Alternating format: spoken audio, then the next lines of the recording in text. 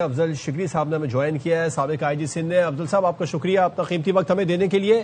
جس طرح پروٹوکول دیا گیا، جوڈیشل ریمانڈ تک نہیں حاصل کر سکے، کیا یہ سب نارمل ہوتا ہے؟ اس کیس میں جوڈیشل ریمانڈ مل گیا، فزیکل ریمانڈ جو 6 روزہ پولیس نے مانگا تھا وہ حاصل نہیں کر سکے، آپ کیا کہیں گے اس پر؟ یہی پروسیجر ہوتا ہے اس کیس میں؟ نہیں، یہ پروسیجر تو نہیں ہوتا ہے۔ اتنا سیریس کیس جو ہوتا ہے اس میں عموماً فزیکل ریمانڈ مل جاتا ہے تاکہ اس کو انکوائری کو آگے لیا جائے اور اس کے جو کریکشن جو ہے وہ نیٹ ورک جو اس کو ورک آؤٹ کیا جائے، اور اگر فزیکل ریمانڈ نہ ملے تو اس سے مشکلات آتی ہیں۔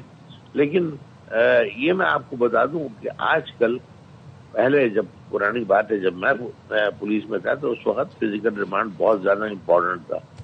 آج جو آپ کا جو ڈیجیٹل کا زمانہ ہے، ان کے ٹیلی فون جتنے بھی ہیں ان کا لے کے فورنسک آڈٹ کر دے تو میرا خیال ہے کہانی سامنے آ جائے گی۔ ہر وہ آدمی جو اس سے کنیکٹ رہا ہے اس کو انٹروگیٹ کرے تو آپ کو پکچر آپ کے سامنے آ جائے گی۔ اس وقت ضرورت اس بات کی ہے کہ اس کے اوپر بہت زیادہ توجہ دینے کی ضرورت ہے۔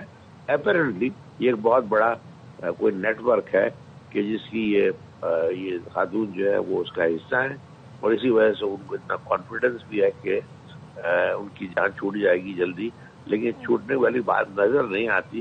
یہ بہت زیادہ مگر شکری صاحب ٹھیک ہے، جتنا بھی بڑا نیٹ ورک ہو، لیکن یہ خاتون جب گرفتار کی گئی اور اس کے بعد جس طرح سے پیشی پر لے کر آئی گئی، جس طرح سے پولیس اہلکار نے اس کو پروٹوکول دیا، کیا یہ سوالیہ نشان نہیں ہے ہمارے سسٹم پر اور ان بچوں کے ماں باپ پر جن بچوں کی زندگیاں گئی ہیں اس زہر کو پیتے ہوئے، استعمال کرتے ہوئے؟ آپ ایک بہت زبردست سینٹیمنٹل آپ اسٹیٹمنٹ دے رہی ہیں۔ میں تو سیدھا پروفیشنل بات کر رہا ہوں۔ وہ اگر کسی کو گرفتار کیا جائے تو نارملی ضروری نہیں ہے کہ اس کو ہتھکڑی لگائی جائے، لیکن اس قسم کا جو کرمنل ہے اس کو ہتھکڑی لگانا زیادہ ضروری ہوتا ہے۔ مجھے اب پتہ نہیں ہے کہ آج کل SOPs کیا ہیں، اور یہ بھی بات درست ہے کہ جس طرح سے وہ آ رہی تھی اور اس کے پیچھے، لیکن افضل صاحب یہ بھی تو پولیس کے شائع نشان نہیں ہے کہ ایک ملزم کو پروٹوکول کے انداز میں پیش کیا جائے۔ درست ہے، آئی ایگری ود یو، اور وہ میرا خیال ہے بالکل مناسب نہیں ہے، اور سندھ پولیس کے افسران جو ہے انہوں نے اس کی کوگنیزنس لی ہے، کارروائی کر رہے ہیں۔ مجھے امید ہے کہ ان افسروں کے خلاف کارروائی ضرور ہوگی کہ انہوں نے اس طرح سے، اور یہ جب اس زمانے میں اور یہ حال اور اس طرح لے کے اس کو آگے لے کے جیسے کوئی مہمان ہو، یہ شاید مناسب بالکل نہیں۔ ٹھیک، اچھا افضل صاحب، اب آپ کیا سمجھتے ہیں؟ آئی جی صاحب نے بھی اس پر اور AIG نے بھی اس پر نوٹس تو لیا ہے اور یہ کہا ہے کہ جس طرح پروٹوکول دیا گیا عدالت میں پیشی کے موقع پر اس پر نوٹس لیں گے اور سخت قانونی کارروائی کی جائے گی۔ میکسیمم کیا کارروائی ہو سکتی ہے؟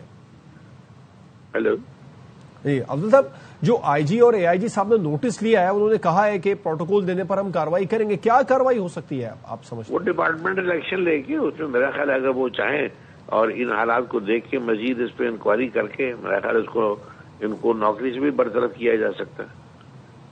اچھا، لیکن کوئی کرمنل کارروائی اس میں نہیں بنتی۔ اچھا عبد صاحب، ایک اور بات ہے، جو فزیکل ریمانڈ پولیس نہیں لے سکی اس میں آپ کیا سمجھتے ہیں؟ کوئی کیس کمزور بنایا گیا تھا، FIR کمزور تھی؟